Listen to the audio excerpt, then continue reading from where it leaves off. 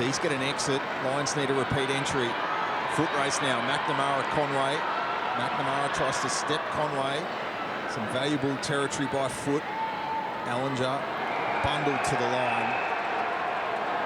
So best conditions of the day we've had so far, which provides an opportunity for the Lions perhaps. Margin at 16 points inside the final 7 minutes. This first ever AFLW match at the MCG. Who knows? If the D's hang on and Fremantle find a way to upset the Crows, we could be back here next Saturday for an AFLW Grand Final. Lions aren't done with yet though. Free kick Hodder. They just need a goal to show for this territory and possession dominance in the last 5 minutes. Wardlaw plants the feet. Crumb from Ruby Spark, muscles through. Handball for Campbell, who's kicked goals in her last 2. Needs to make it 3. Does!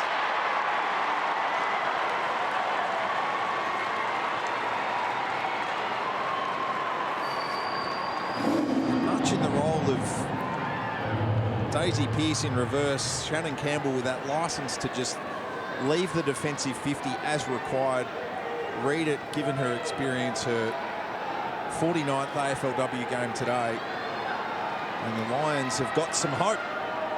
Well, she's been playing on Daisy Pearce, so Pearce has dragged her forward. Yeah, it looked to be a coaching directive. I think you saw that the D's dropped Daisy back and then Campbell's now gone with her. Yeah, and Campbell just got on the end there. I think it was a really great coaching move by the Lions. They've obviously seen that Daisy's been put back as an extra by the D's, and they're like, well, we'll go with you. They want to score, they need to score, so they're not going to let Melbourne just have a spare back there. So they've cut the margin to 10 points. Just 6.5 minutes remaining in this preliminary final. The umpire's found a free kick from the middle, and it's going to the D's. So Purcell will have it. Sends it up towards half forward, towards that Harris-Monahan matchup. Monahan has Puller for support, bends it around the corner. Zanker just got rid of Dawes and took the mark, wants to move it quickly. Sees something she likes up forward. Was going for Scott, didn't have quite enough carry on it, and Campbell took the mark. Back towards Dawes. Brisbane needs to be bold here. They need to take the risks. They've got to move the ball forward. The pull-up comes out looking for Smith. As Sheriff for company. Ruby Spark has 2 to beat. And Heath just rips it from her clutches. Dawes goes back in though and gets it back to Ruby Spark. Under pressure. Got the kick off and flung as she kicked it. So Ruby Spark will have the free kick. Gives the nod to the doctor. So there's still time. The 10-point margin. Spark up towards half forward. Smith will fire. Campbell's there too. Out the back, Sheriff under pressure from Hodder. Little kick doesn't go far, and then Daisy goes off the deck towards Hanks. Clever kick to Scott. And Pull-up happy to track it over the boundary line. So the Lions have got a number of players desperate to get back on the ground. They need Dakota Davidson and Bodie back on in their front half. So Bodie can check back in now with the play right in front of the interchange here. You can see Ryder gets back on to give them that defensive support, but they've still got Conway and Davidson parked on the bench. Every tick of the clock against the Lions. Kathy Spark couldn't find Bates. Gay will step through the traffic, fashion a kick over the head of Bannon and Conan. Now there is Grider, Harris. Bannon off the ground, generates the foot race she wants, but this time there's company. Ellinger stops as they ran past her, comes back into the corridor. McNamara off the ground, jumper tug, one-on-one. Puller v Scott. Scott can end it right here. Paxman off the ground. Monahan careful not to free it up to Bannon, who's been electric. Ryder desperate to pull up. Oh, super smother. What play from Scott, the D veteran. Bates v Gay. Every one-on-one's enormous right now. Hodder paddles back inside the D's 50. Scott low down. It's not on the stat sheet, but boy, it counts. Hanks to Mithen. Free kick off the ball. Is it going to go to Puller, or have we got a stoppage? It's a stoppage because Puller hasn't risen from that smother, and the ball was going to land in a very dangerous position. So the umpire just Pulled it off as the ball was in the air. You can hear the crowd down here just having a look at that replay on the big screen, guys. So Puller, as you can see, in a lot of pain at ground level. It was a sensational smother, there's no doubt about it, but looks to be maybe a little bit of a leg concern, a lower leg as that smother came over, so I'll keep an eye on it down here. Yeah, it looked untidy, Abby, didn't it? She sort of wasn't expecting it. Almost took her legs out of her, really, the smother, and she hit the deck as she's making her way off the ground now. You can see here she collapsed straight on her back with a sort of whiplash with the head hitting the deck too. No arms out for protection, and really felt that one. So she's just slowly making her way to the bench. So I'm assuming this will be a ball up, Nige, given the ball was in the air when they blew the whistle for safety reasons. Which probably favours Melbourne, if anything, given the location. Does help the Lions get one of those players back onto the ground they were hoping for. But we've got 3.5 minutes to try and work one forward. The D's, meanwhile, squeeze a point. So not a bad result. 11 points the difference. 3 minutes to play and ball in hand. So Monaghan knows she's just got to go. Goes direct down the middle. But Heath, right spot, right time. There's a couple of players next to her just saying, take your time, but she wants to go. Sends them back inside 50. At ground level, Grider, tracking the footy. Now pass out to Monaghan. Goes inboard through the legs of Bodie. Just hasn't been her day. Goldrick's been fantastic. Wardlaw picks it up and turns. Smith underneath, although Anderson chops her off. And they're just going forward at every opportunity. Pearce under pressure now. Farquharson. Campbell's there too. She goes with the check side. Too skinny though. Improved for behind. We haven't really seen a lot of that run all day from the Lions. Yeah, they just haven't been able to get their game on their terms. Melbourne have well and truly taken that away from them. So the margin at 9 points, probably taking any possibility of extra time out of play, you'd imagine. Daisy Pearce just moving the flock.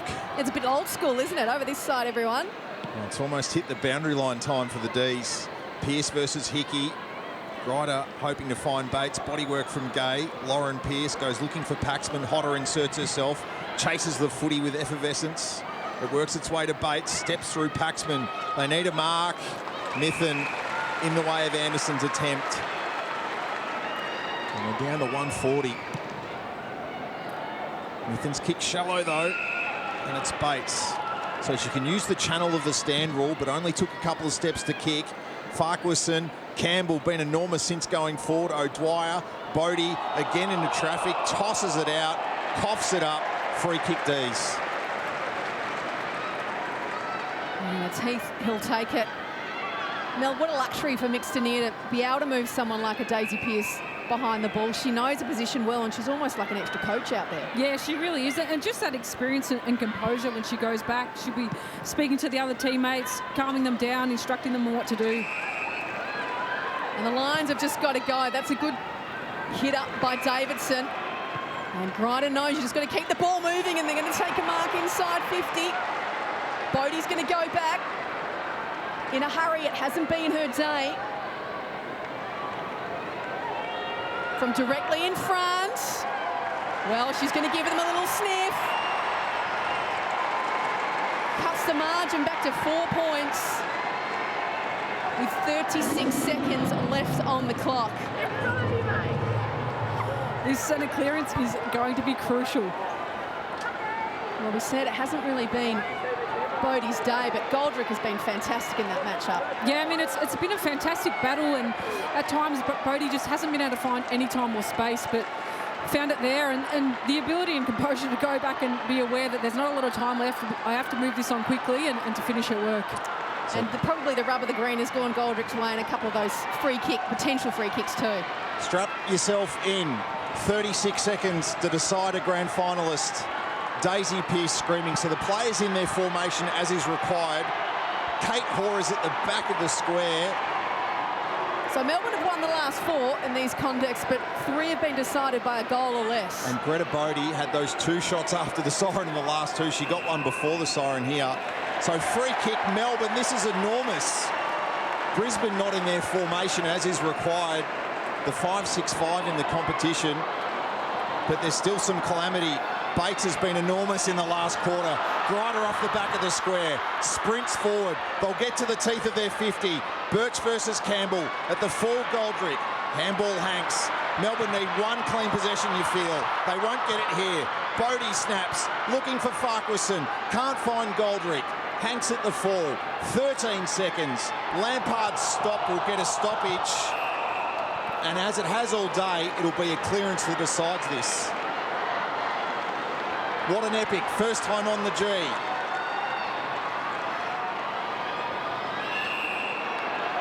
Free kick D's. And Daisy's D's have done it. Football's oldest club will chase the game's newest crown. Melbourne into the AFLW Grand Final. It's a grand old flag, it's a high-flying flag, it's the emblem for me and for you. It's the emblem of the team we love, the team of the red and the blue. Every heart beats true for the red and the blue, and we sing this song to you. Should old acquaintance people, keep your eye on the red and the blue. It was 5-5 to 4-8 when the siren went on the 21st of February when Melbourne chased down the Lions at Metricon Stadium. This afternoon, it's 5-3 to 4-5. The game had a different complexion to it. The constant theme today was Alyssa Bannon, who broke the game open for Melbourne on that Monday night on the Gold Coast back in late February with 2.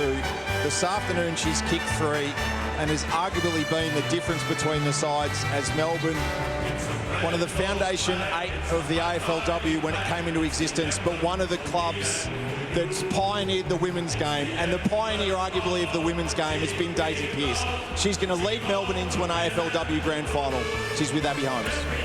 Congratulations, Days. Guys, as we're down here at ground level, Captain Courageous, she's got a blood nose, some heavy knocks and some tense final moments, Days, but congratulations, you've booked your spot, the job's not done, but how excited are you to contest next weekend? Yeah, pumped. I'm just so proud of our girls, like hung in there in a tough contest at the beginning and just kept chipping away.